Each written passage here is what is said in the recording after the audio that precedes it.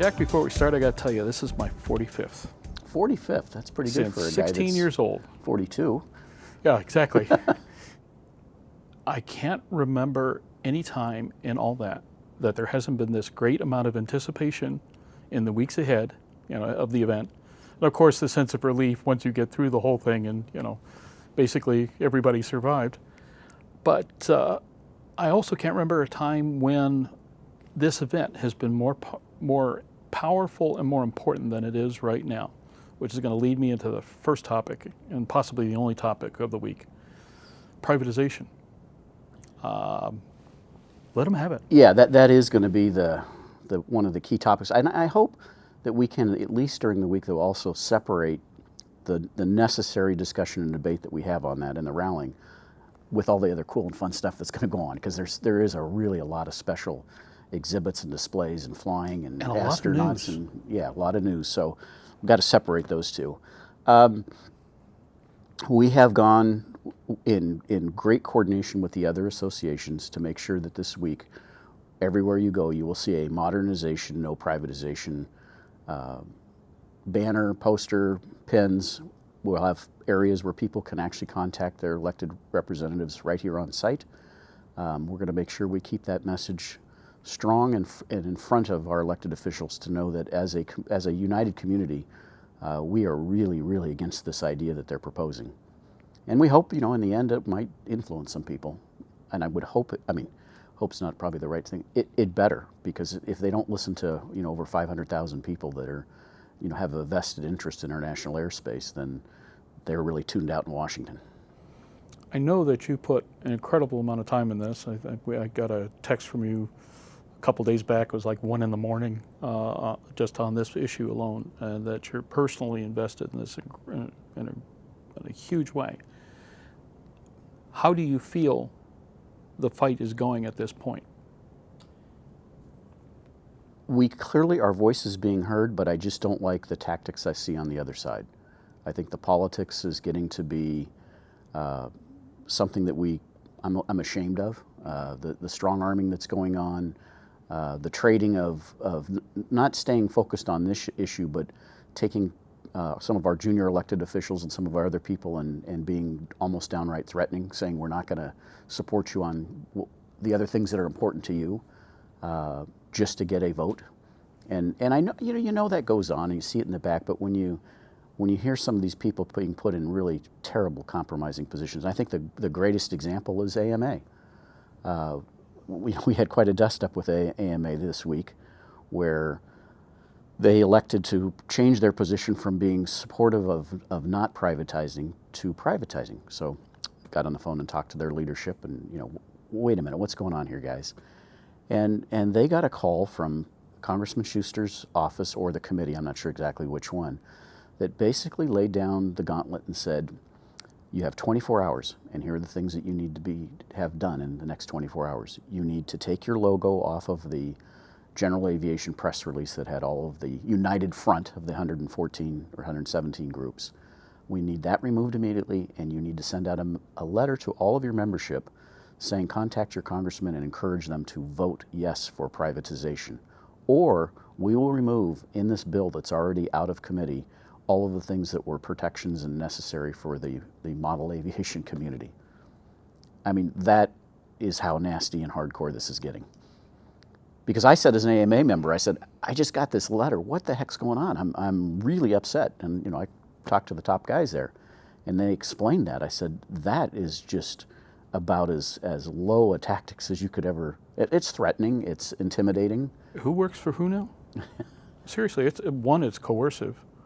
Two, the last I heard from Civics 101 way back in the day, the government responds to the will of the people. The government doesn't dictate to the people what the will should be. That is stunning. I missed a chance to meet up with Dave a couple of days ago on the way up here because of vehicle problems, and boy, I'm really wishing I didn't miss that now. That could have been an interesting conversation. They'll be here, I think, Sunday Right, and Monday, so during the week, catch up with them. Yeah, we got a couple emails going back and forth about meeting up. That's incredibly worrisome. I don't like the tactic, and granted, I don't like what I've seen. Why is it so important? I've never found the move toward privatization of any government function to invoke such passion in any elected official, outside of the fact that at this point maybe it's just more ego than anything else. They've staked reps on it and off they're planning to go, but I just don't understand the vehemence behind it.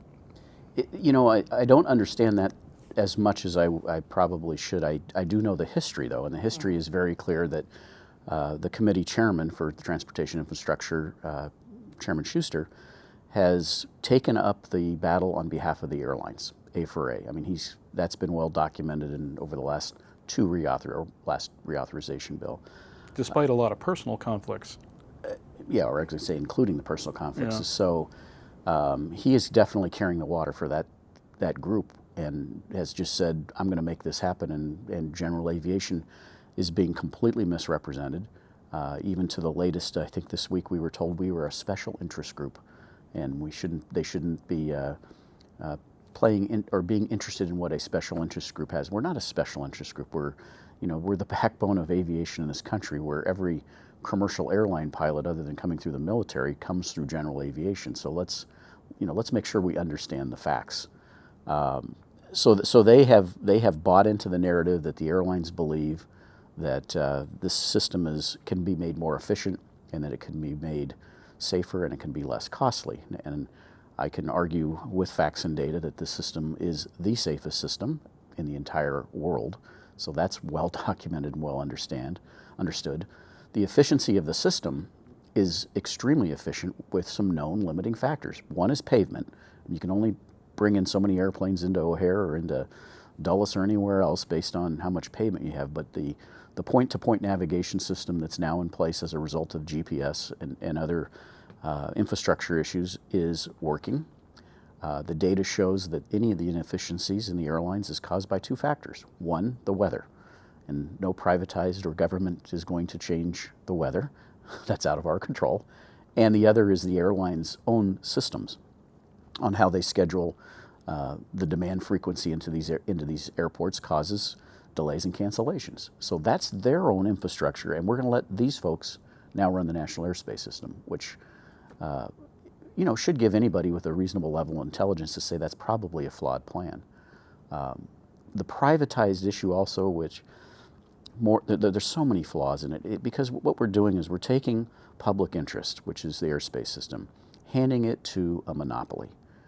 It will be not bid. It will not be find those who are best served to be able to run and operate our existing system. We're going to hand it to a nonprofit board and say, okay, go to work and try to make it more efficient, and here's what you have to work with certain constraints placed on it. That's just not good governance. That doesn't even follow good free market capital principles. So it doesn't even make my financial sense. It doesn't. CBO scored at what, $21 billion added to the deficit? Yeah, and we look, and they, to try to continue to get us to come on board, they keep throwing out trinkets, that I call it, as far as protection areas, and saying, well, you'll have a seat at the board. Does anybody really believe they'll keep their word? Most of the people I talk to that hear the story and hear the town halls from Congressman Schuster and explaining the protections in place come back and say no, they don't. And he in one recent one I know that he did with the elected officials in Wisconsin, phone call earlier this week. He basically pointed out that General Aviation is sitting on that board. Some of the people on the call said, well, why don't we have more of an equal voice or more seats?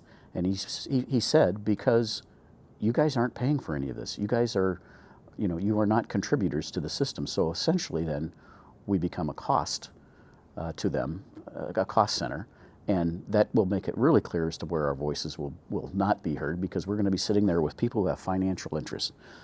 The commercial airlines, the freight, the labor unions, the labor unions both for the pilots and for the controllers. All of those have vested financial interests, along with two financial institutions that will be allowed to be put on the board because they're going to loan money for this modernization program.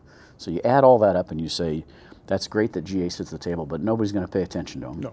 No. That's just the way capitalism Go sit in works. the corner and... Yeah, thank you, but you're not a contributor. Yeah.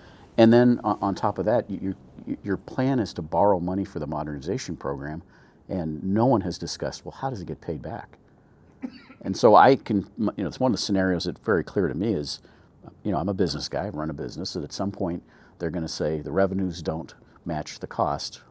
We're going to go find revenue streams. And we keep hearing, and it's in the bill as it's written today, there will be no user fees for general aviation. And I think the term user fee is very purposely put in there. But what costs will we have to shoulder that might not be through a user fee? So when you really get into the bill and you go through it, to my earlier, right out of the gate narrative is, what is the problem we're trying to fix? The problem has been defined pretty clearly, that the funding mechanism for the FAA today does not satisfy the long-term needs of capital investment. So we can easily go fix that. You can have a very simple reauthorization bill that provides stable, predictable funding over a period of time. Yeah. Exactly. There's nothing to it. And instead, our elected officials are just thrown over the transom and say, that's too hard for me to deal with. I'll let somebody else go figure it out. Well, the thing that is a derelict of duty. Those elected officials were put in place to make sure that they run our national interest in the best method of public interest and on the taxpayers' behalf. And one of the things that really bothers me about this is, if there is this big move to take certain functions out from under the control of the government, why would you start with something, or not start, but put all your eggs in the basket of a critical function that can literally kill people if it's not done right? The criticality is incredible.